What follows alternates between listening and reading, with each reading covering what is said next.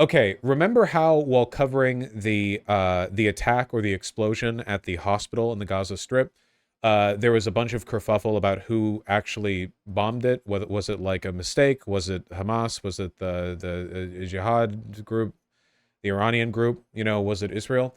Well, I don't really know what the answer is to that, and I don't care anymore because I have the attention span of a gnat. What I was most concerned about was the dishonesty from the Gaza Health Authority that they lied and said 500 were dead when there is just no way 500 died. But it turns out that we got bamboozled. This is actually a really big deal. From Ryan Grimm, who I met in DC. Holy shit, it looks like the Western media mistranslated a doctor's guess that there were more than 500 killed or wounded for the hospital bombing and just went with killed. They took an estimate of 500 casualties and reported it as 500 dead. Casualties means deaths and injuries. That is a huge fuck up. Apparently, Al Jazeera was the one with the fuck up. And if that's the case, that's like a grievous error. That is like an unpardonable error. On October 17th, shortly after an explosion, headlines around the world declare the Gaza Health Ministry said the blast had killed at least 500 people. This was reported by everyone.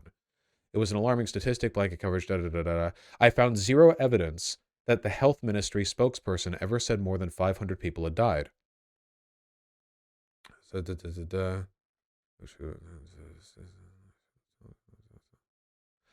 Yet assessing whether or not Hamas's claims are credible is a step beyond the most basic consideration. Did the media accurately report what a Hamas spokesperson said? When I first read this claim, something wasn't added up.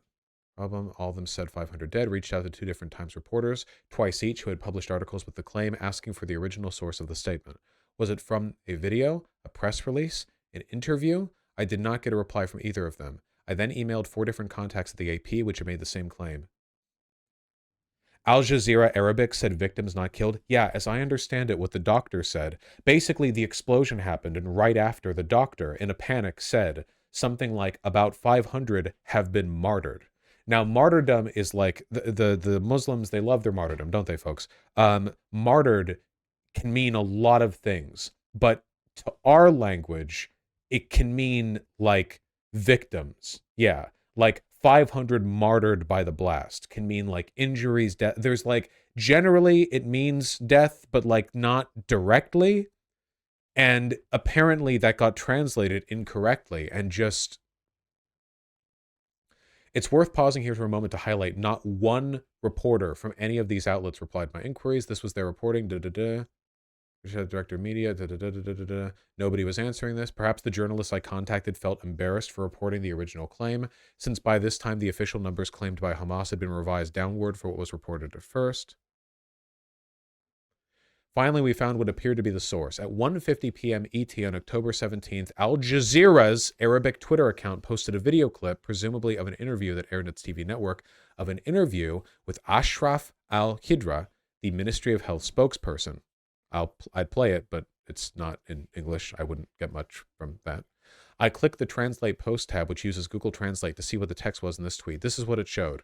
Ministry of Health spokesperson to Al Jazeera, more than 500 victims in the bombing of the Al-Ahli Baptist Hospital in downtown Gaza City. This is massively different. It's hashtag Gaza. Ah, gotcha. Thank you. Massive, massive, massive, massive difference. The fact that everyone went with killed, the only explanation that I can think of for this is that Al Jazeera translated it to killed because Al Jazeera is super fucking anti-Israel. And as a consequence of that, they wanted to go with the more egregious translation. But this is like, this almost completely exonerates. Does this confirm 500 were not killed? The only thing this confirms is that there was some going on.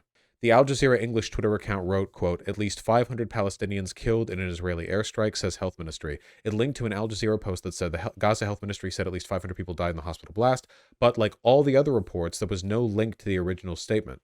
This reporting debacle is very bad for several reasons. First, none of the outlets credited Al Jazeera as the source of the interview. Given that no one provided evidence of a different interview, we must assume this is the only interview with Al-Qidra regarding the statement. This is unfair to Al Jazeera. As a simple matter of professional ethics, Al Jazeera should have been given credit. Second, the fact that not one reporter replied to me exemplifies a systemic problem with the lack of transparency of the journalistic process. After receiving no response in follow-up emails to the AP media officials, I asked, quote, is it the AP's official position that, when asked, it refuses to supply sourcing for claims made in its reporting? Since that query went unanswered as well, it's clear that, alas, the answer is yes. This is really bad, guys. This is an unbelievably egregious error in translation. Like, I don't even know what else to say about it, to be honest. The long-term consequence of that is that it really, it really lowered the credibility of death reports that are coming out of Gaza. Of course, now they've been substantiated quite heavily, and they're past 8,000 at this point. But, like, yeah, But then Hamas went with it. The statement was just an offhand claim made by one of the doctors right after the explosion happened. It was meant to be an estimate, but then it got reported as though it was like a fully established fact and mistranslated. Really, really bad. I don't even know what else to say about it. Since then, I mean, we do have very accurate reports on the number dead in Gaza at the moment. It's over 8,000. So what you're saying is anyone can now badly translate something about an incident and the whole world will believe it and run with it? Yeah, the weird thing is that even Google Translate got it better than what was reported on by Al Jazeera. I don't know how that can happen except through dishonesty. Like, remember this fuck up caused Biden's meeting with the PA president to be canceled? Well, that was canceled because of the actual strike, not because of the following reporting. If numbers are inaccurately reported even once, it gives people cause to doubt any future numbers that come out. The number is only important because of optics? Well, no, it's just good to know how many people died. Like, I think accuracy in wartime is pretty important, just like at the face of things. Whatever the case may be, you guys heard about this institution called the IDF? The IDF and Israel broadly have been running an insane propaganda gambit that actually doesn't seem to be doing that well. Like, so they put out this message, an urgent message for the residents of Gaza. They put this message out after power and communications had been cut to Gaza, and they did it in English. So I don't know what the Palestinians are meant to get from this, but, you know, maybe the IDF hasn't caught on to the unavailability of their English speech in the Gaza Strip.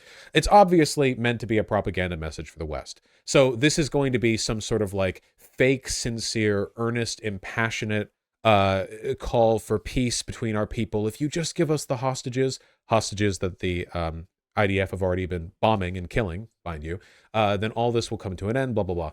This is just one facet, one fragment of a broader propaganda campaign that Israel has been desperately engaging in as a way of keeping the West on their side, you know?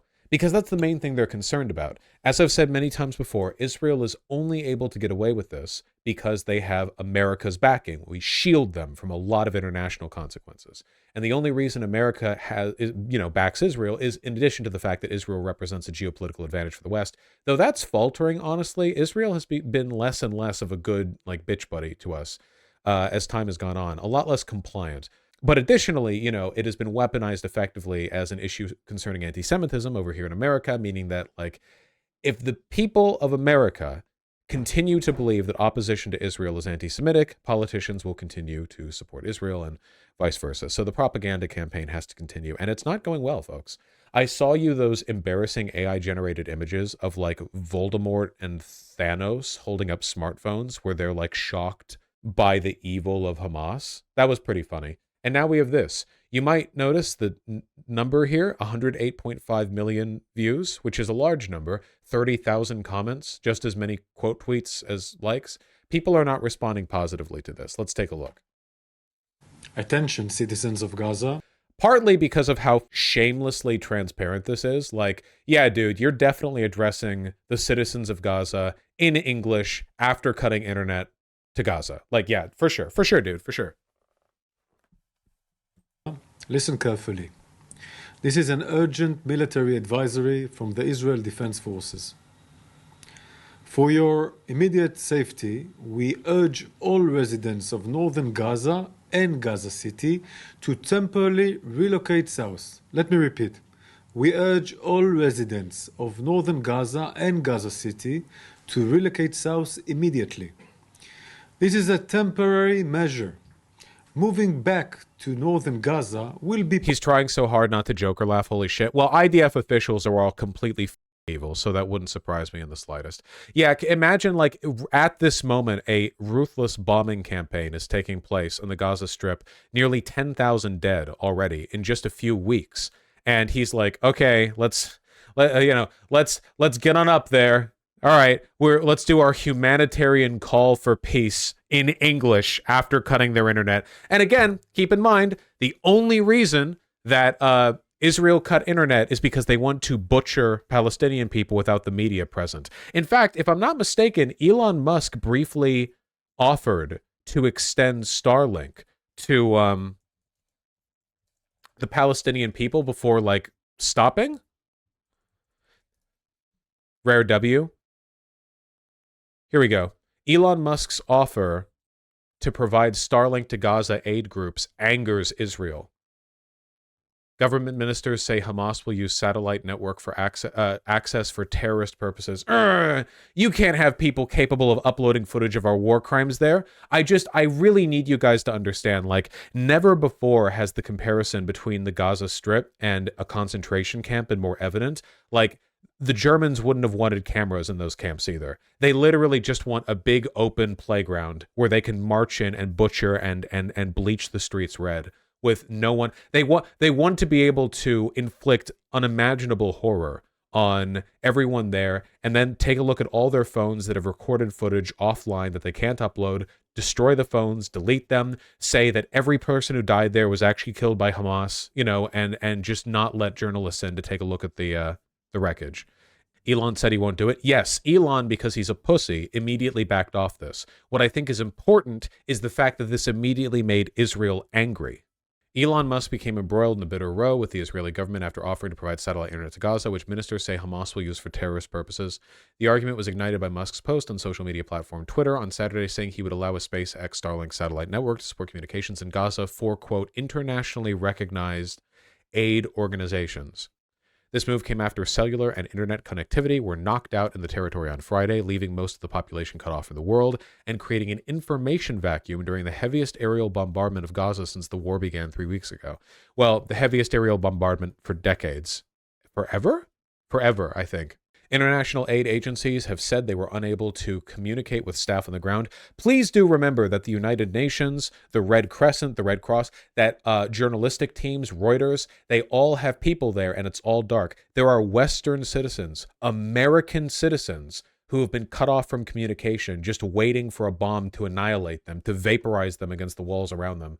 And Israel is going to get away with it. They've cut communication. None of our leaders have the balls to actually challenge them on it. Like, there are the most you're getting from Western politicians right now is a call for a ceasefire. A ceasefire still implies mutual engagement. This is a call to genocide, and it should be referred to as such. It's not a matter of ceasefire. It's a matter of ending the butchering. Oh, of course he was replying to this Nazi. Dr. Anastasia Maria Lupis is a COVID conspiracy theorist turned Nazi. She was literally posting, like, happy merchant Jew memes on Twitter a little while ago. So it makes sense that would be who he talks to.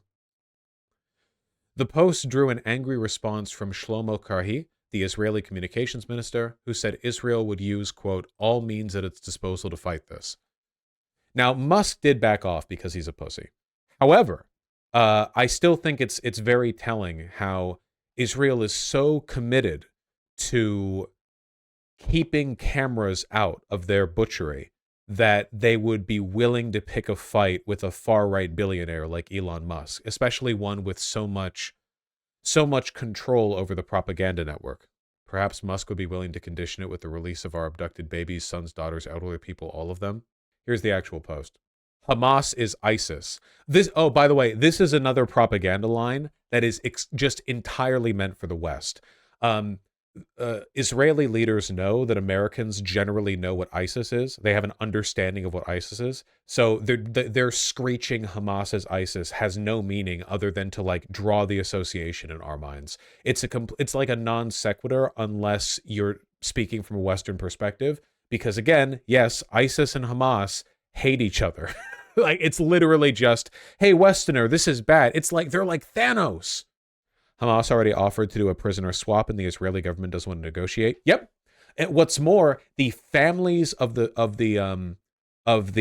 hostages. Hold on, family hostage. The families of the hostages have offered, or not offered, but have requested a prisoner exchange.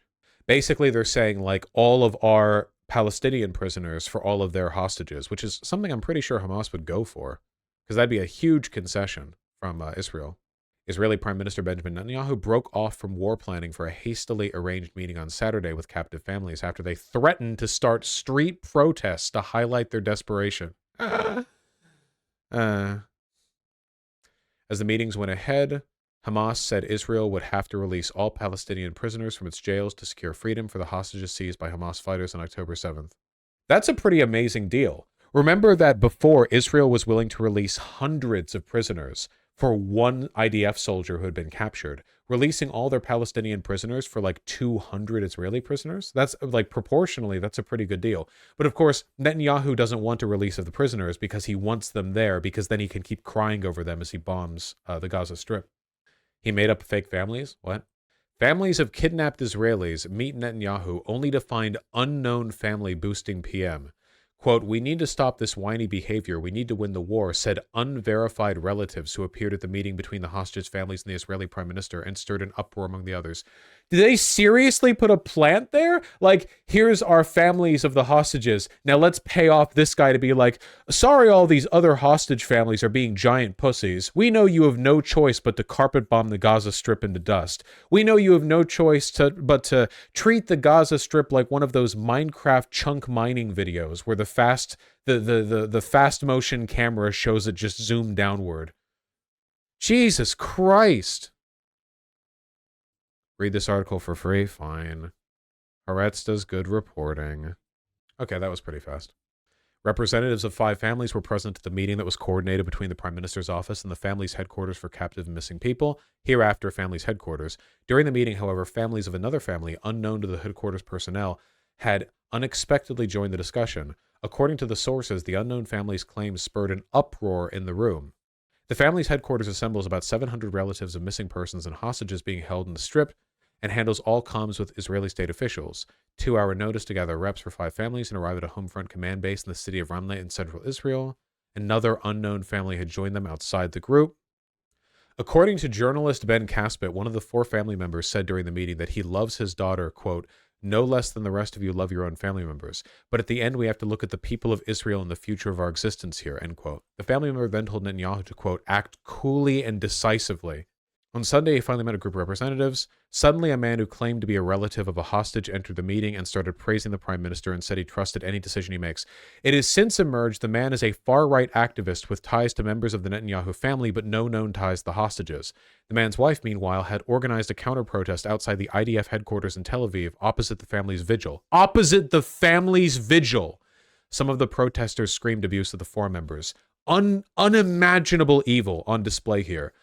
Genuinely like Nazis, like full on, like morally right along there with the SS marching people to the train yards. Ungodly evil, incomprehensible evil. Full article, it's so bad. We were just looking at the full article. Why do that? It seems too transparent. Everything Israel has done is incredibly transparent. Like they haven't, no real effort has been made by Netanyahu and IDF stands to hide their evil. They're pretty blatant about it. Israel is now a full-scale dictatorship. In the week since October 7th, there has been no room for dissent in Israeli society. Detention centers are filling up fast with people who show even the slightest opposition. Here are some scenes from the Israeli dictatorship. Now, this is the full article that confirmed the fake plant. Wait. Resend verification. What? Oh, I had to hit a verification email. Unsold posters, plastic. We just read this, did we not? Or this is the one that segment on Twitter was from. But yeah. Either way, confirmed, evil, etc., etc. Okay, close this. What's Haaretz on itself? And Mossad, say plus Mossad Vosh, please. You were using the term pre this situation. What's up with the radio silence of everyone not mentioning Mossad? Why? Because it's not just Mossad. That would be like talking about sort of like authoritarian leadership in America and exclusively referring to the feds or something. Like Mossad does a ton of bad shit, but this isn't just the Mossad. Like this is the entire government rallying behind it. It's not them entirely. Oh, do you mean the propaganda shit? Again, that's also not just Mossad. Like, it's the IDF as well. Possible once the intense hostilities end. Hamas puts your life in danger, by placing weapons and forces within civilians' area in Gaza, including schools, mosques, and hospitals. Bro, we can't prove it, but Hamas actually has bases and facilities in literally every piece of civilian infrastructure we want to target. Bro.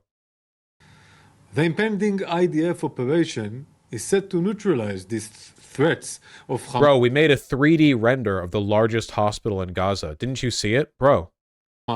With precision and intensity.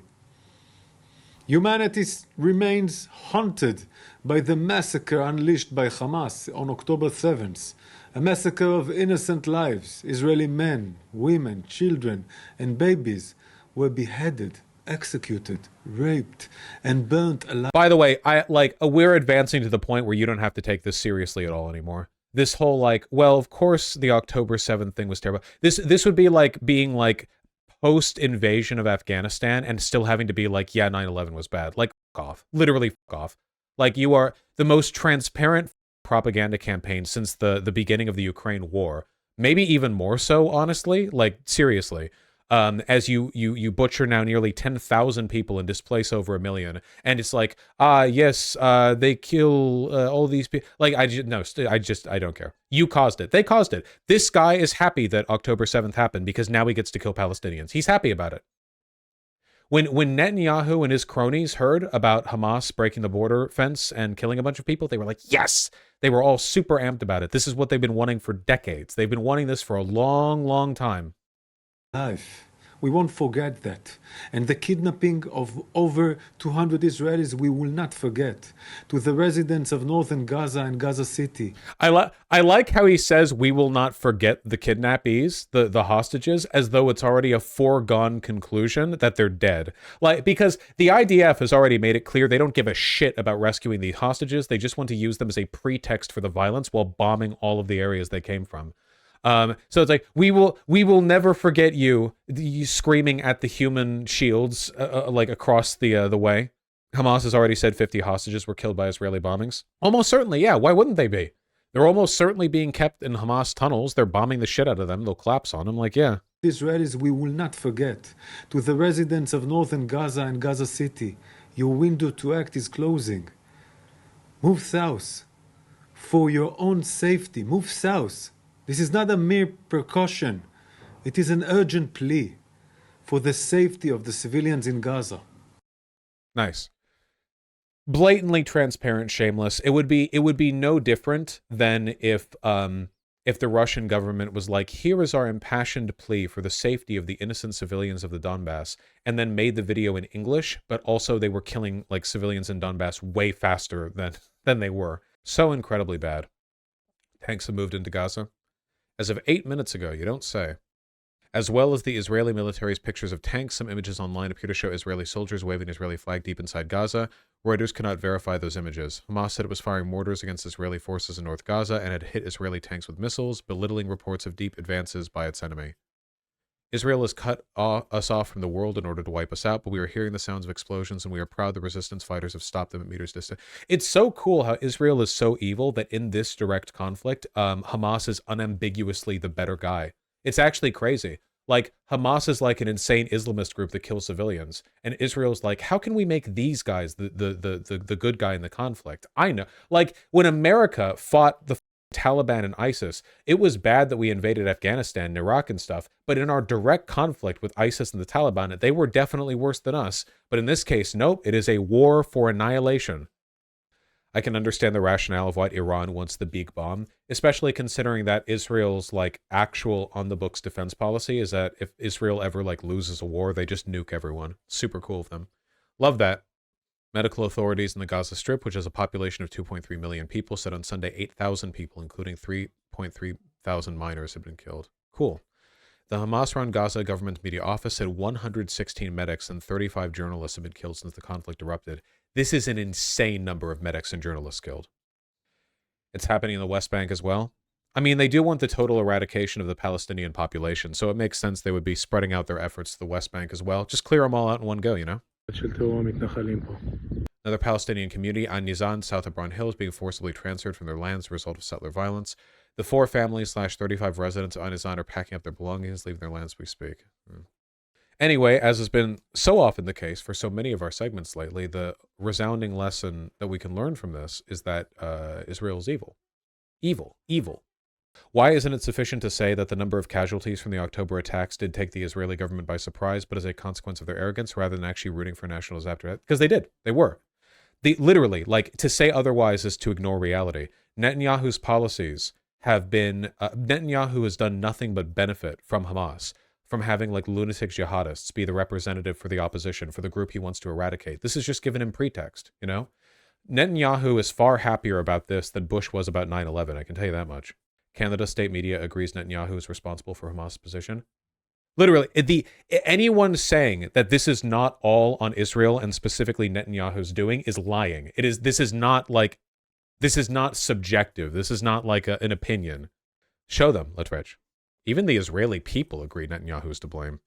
So should we hate Israeli people, as some leftists say? You fed. What are you trying to bait? Obviously not. If I say Israel, I mean Israel. Anyone who hears, dude, Israel's evil. Do you mean the Israeli people? Perish. Walk into the sea. From the river to the sea, my chat shall be free. Of you, specifically. Federal agents. Yeah, it's been so bad. Even Piers Morgan, the worst guy in Britain, has been questioning Israel's behavior. Where are these Palestinians going to live when the war is over? So many of their homes are being destroyed. Does Israel have an answer? Does it care? He's done multiple posts where he's like, wait, hold on. Like, dude, what the worst guy you know? Israel is so unambiguously, objectively evil that even people like Piers Morgan are like, wait, hold on. Are we Hitlering right now? Are we doing Hitler shit right now? The guy you banned has been here since 2020. I kind of got caught up in the moment. Maybe they were being like, okay, I'll unban. All right, Carlo, from the sea to the river, come back hither. Welcome back, Carlo. Forgiven. Right to return. All right? That's the difference between me and Israel, all right? I still afford right to return to people who've been cast from their homeland. Welcome back. Yeah, feds have rights too. It's okay, Carlo. We love you. Okay. Yeah. Question, let's just say this type of genocidal violence is truly what it takes to defend Israel. Would that not be an indication to Israelis that continue to live there is not worth it? Well, I don't think it is. I think that Israel can be like not monstrous and still exist, you know? Maybe its neighboring countries are going to hate it, but like, you did the Nakba. Like, what do you think? What do you think's going to happen? Like, I don't accept that precondition.